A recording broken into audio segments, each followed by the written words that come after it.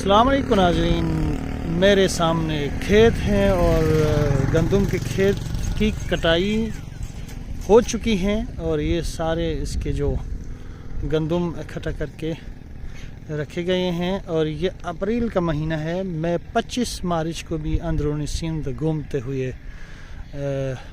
देखा था कि गंदम की कटाई हो रही थी और आज अप्रैल के महीने में सारे गंदम मुख्तलिफ़ जगहों में कट चुकी है।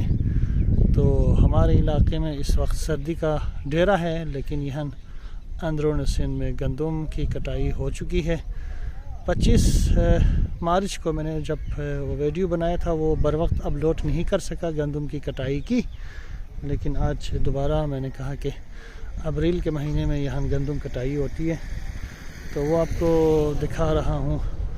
तो ये अप्रैल के जो महीना है इसके शुरू के दिन है। ये एक हफ़्ता भी नहीं गुज़रा है और रोड से चलते हुए जाते हुए मैंने गाड़ी अपनी रोकी यहाँ को के और ये ज़रा छोटा सा वीडियो आपकी खिदमत में हाजिर है।